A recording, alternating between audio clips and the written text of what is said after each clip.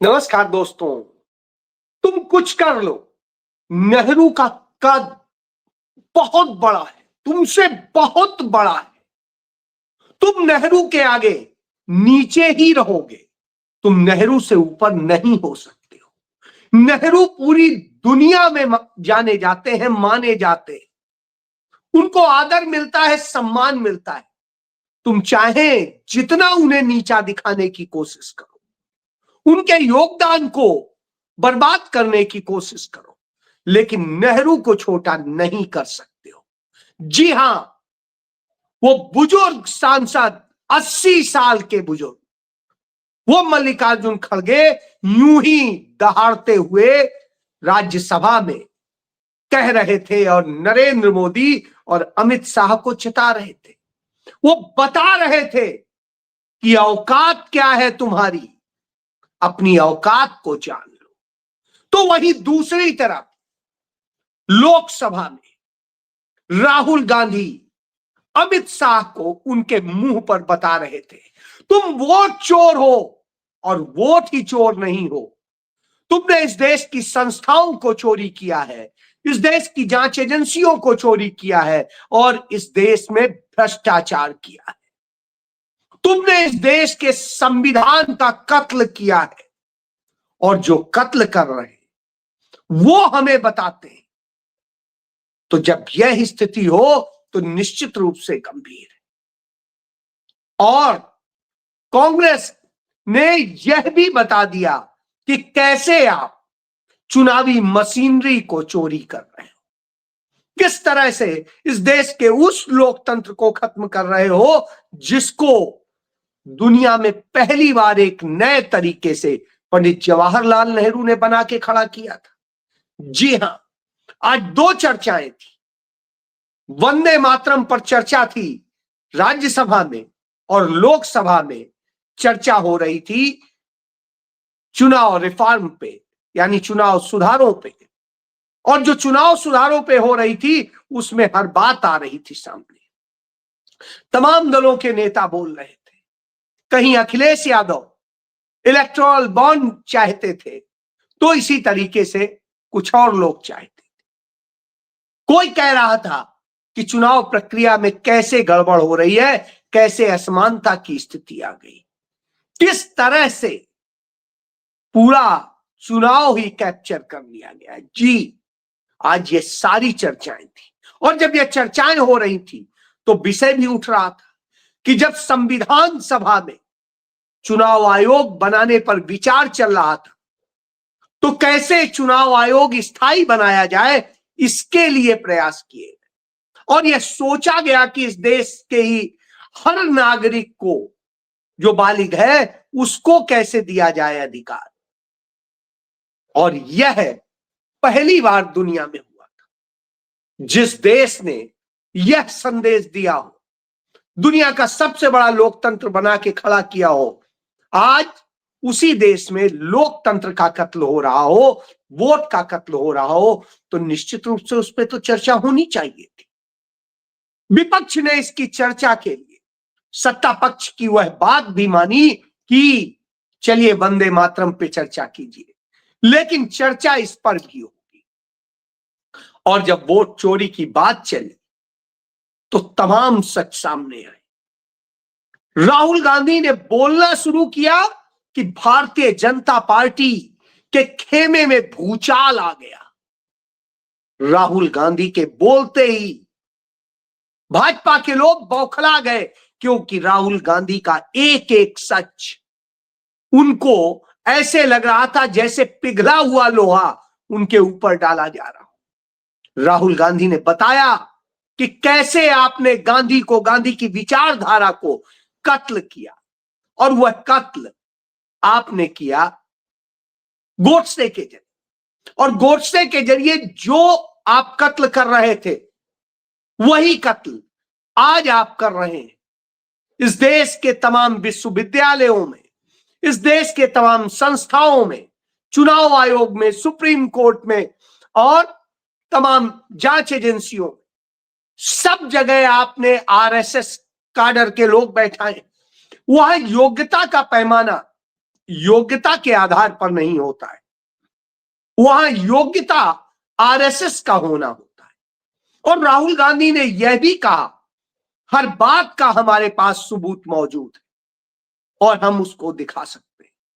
हम यह बता सकते हैं किस तरह से आपने इस देश को आग लगाई, इस देश को बर्बादी में ढकेला है, मोनोपोली स्थापित की है, और यह करके आपने लोकतंत्र का गला घोटा है। जी हां, जो गला घोटा गया है उसके बारे में राहुल गांधी ने कहा। राहुल गांधी ने जब कहा तो पूरी भारतीय जनता पार्टी, संसदीय कार्य मंत्री समेत सारे लोग घबराए पगलाए से दिखाई दे रहे थे। यूं लग रहा था जैसे हर व्यक्ति के छाती पर हथौड़ा चल रहा है, क्योंकि सच बर्दाश्त नहीं हो रहा था।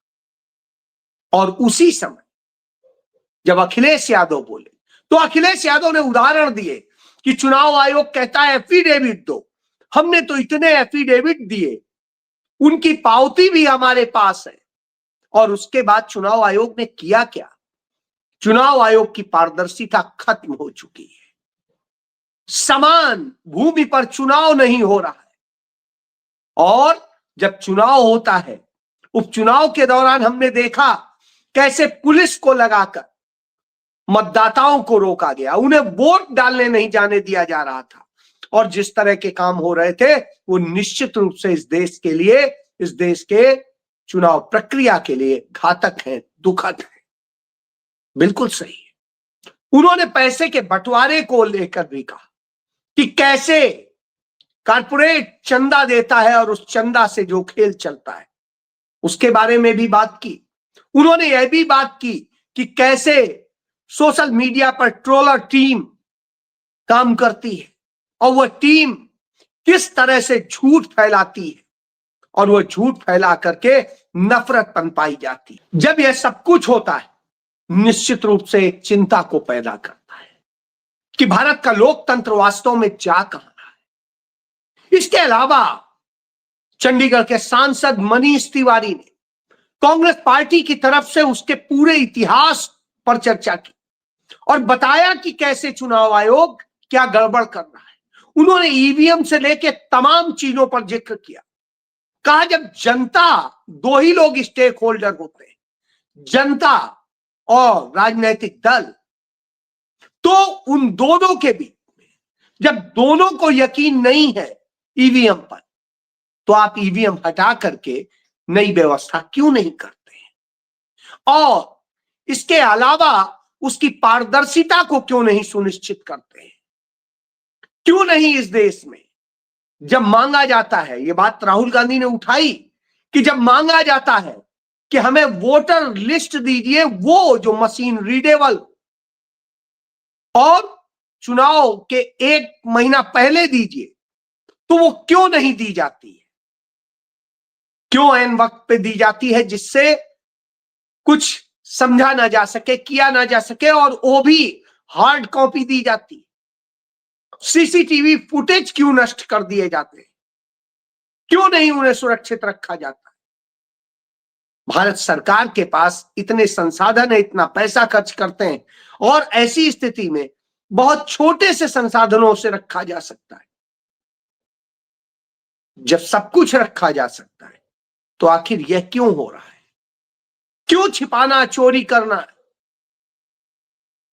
सबको साथ लेकर एक ईमानदार व्यवस्था करना, उसके लिए क्यों नहीं होता है? एक ब्राजीलियन मॉडल की फोटो 22 बार अगर मतदाता सूची में इस्तेमाल हो रही है 22 मतदाताओं में, तो इससे बड़ा और फ्रॉड क्या हो सकता है? जिस तरह के फ्रॉड हो रहे हैं उन सब के सबूत मौजूद है, फिर भी कार्रवाई नहीं होती है, तो यह दुखद है। इस पर क्यों नहीं हो रहा है? निश्चित रूप से इन सब बातों ने भारतीय जनता पार्टी और नरेंद्र मोदी के नैरेटिव को तोड़ दिया, जो उन्होंने फैलाने की कोशिश की। इसके पहले आपने देखा होगा वंदे मातरम पर जब चर्चा हुई तो लोकसभा में प्रियंका गांधी हो, गौरव गोगोई हो, अखिलेश यादव हो या पश्चिम बंगाल के लीडर्स हों, उन सब ने भी उस पर बहुत विस्तार से चर्चा की। प्रधानमंत्री ने जिन जिन के नाम लिए, जो जो तथ्य बताए, वो सब झूठे, 100% झूठे बताए। उनका सही वर्णन नहीं किया, और जब वर्णन नहीं करते हैं तो निश्चित रूप से होता है। उन्होंने मास्टर दा की बात की, वही मास्टर दा जो लड़ रहे थे देश की आजादी के लिए। उन्होंने 80 अंग्रेजों को मार डाला था, और छिप करके जब रह रहे थे तो एक व्यक्ति ने, नैन सेन ने, जब उनका पता बता दिया किसी को, तो मास्टर सेनदा को पकड़ लिया गया और फिर उन्हें फांसी चढ़ा दिया गया।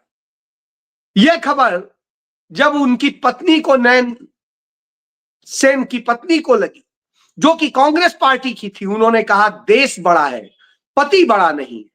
और उन्होंने अपने पति को भी मौत के घाट उतारने का काम कराया। जी हां, यह देशभक्ति होती थी। लेकिन नरेंद्र मोदी ने उसे गलत तरीके से प्रस्तुत करके एक गलत संदेश देने की कोशिश की। तो मल्लिकार्जुन खड़गे ने नरेंद्र मोदी के उन सारे झूठ का पर्दाफाश कर दिया। उन्होंने बता दिया कि किस तरीके से आज देश को बर्बाद किया जा रहा है, देश के उन महापुरुषों को खत्म करने की कोशिश की जा रही, उन्हें लांछित करने की कोशिश की जा रही। दुनिया में पहला देश होगा भारत, जहां पर उनके अपने महापुरुषों को, अपने स्वतंत्रता संग्राम सेनानियों को खुद उस देश की जनता ही कलंकित कर रही होती है, और एक राजनीतिक पार्टी कलंकित कर रही होती है जो सत्ता में बैठी है, झूठ बोलकर, नफरत फैलाकर। जी हां, क्योंकि उसकी दुकान तो नफरत से ही चलती है, उसकी दुकान तो झूठ से ही चलती है, और नफरत झूठ मिलाकर ही जब ये होता हो, निश्चित रूप से दुखद है। तो मेरा यह मानना है कि निश्चित रूप से नरेंद्र मोदी को आत्मचिंतन करना चाहिए कि देश बड़ा है। वंदे मातरम शब्द यही होता है कि मां को हम प्रणाम कर रहे हैं, वंदन कर रहे हैं। तो नरेंद्र मोदी को क्या परेशानी, ओवैसी को क्या परेशानी? ओवैसी जब कहते हैं कि वो संविधान को मानते हैं, तो स्वाभाविक सी बात है, संविधान में ही, संविधान सभा ने कहा है राष्ट्रगान और राष्ट्रगीत बराबर के। और ऐसी स्थिति में वो जब कहते हैं सदन में कि वंदे मातरम गाने के लिए हमें कोई विवश नहीं कर सकता है, बिल्कुल नहीं कर सकता है, संविधान ने किसी को विवश नहीं किया है। लेकिन संविधान से यदि आपको सब कुछ मिलता है, तो संविधान से कर्तव्य भी मिलते हैं, संविधान से यह गीत और गान भी मिलते हैं, तो वह भी आपको गाने चाहिए। लेकिन भाजपा ने उस ओवैसी का विरोध नहीं किया। क्यों? क्योंकि उस ओवैसी के ही जरिए तो वो नफरत फैलाता है। तब जिन्ना होते थे और हिंदू महासभा आरएसएस होती थी।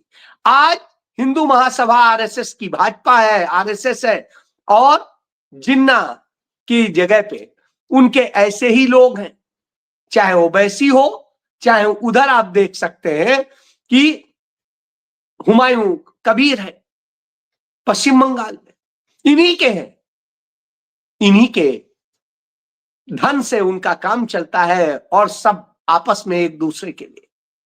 तो यह संदेश है कि इन्होंने इस तरह से करके आज भी वही नीति अपनाई है, क्योंकि भारत को ये कमजोर कर नहीं सकते थे जब तक जिन्ना नहीं आते और ये नहीं आते।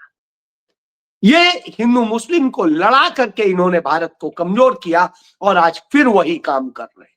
जब ये कमजोर कर रहे हैं तो उसके लिए दो तीन चीजें जरूरत होती हैं कि शिक्षा को बर्बाद करो, तो शिक्षण संस्थानों में कुलपतियों को सब आरएसएस से लाए जा रहे हैं, तमाम दूसरे संस्थानों में, आईआईटीज में, एनआईटीज में, सब जगह आरएसएस के लोग डायरेक्टर्स बनाए जा रहे हैं, दूसरे और बड़े पदों पे रखे जा रहे हैं, प्रोफेसर्स रखे जा रहे हैं। और इसके बाद में ये तमाम सारे संवैधानिक पदों पे जहां आप जाके शिकायत कर सकते हैं, उन जगहों पर इन्होंने आरएसएस के लोग रखे हैं। और इसके बाद में जांच एजेंसियों में, पुलिस में, इंफोर्समेंट एजेंसियों में उनमें रखे हैं, जिससे कि आपको ये हर तरह से डरा सकें, धमका सकें, न्याय न मिलने दे और आपको गलत ज्ञान दे और आप बर्बाद हो और इनके गुलाम बन के रहे।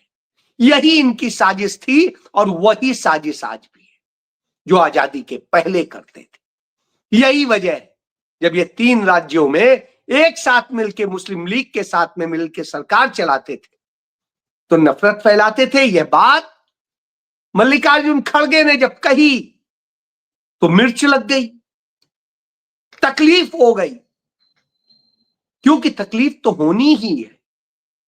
आज देश का रुपया गिर रहा है, देश में लोग तबाह हैं, इंडिगो जैसी कंपनियां मोनोपोली चला रही हैं, अडानी मालिक बन के बैठा है और तमाम सारी घटनाएं हो रही हैं और इसके बाद में सरकार वंदे मातरम अलाप रही है। कब?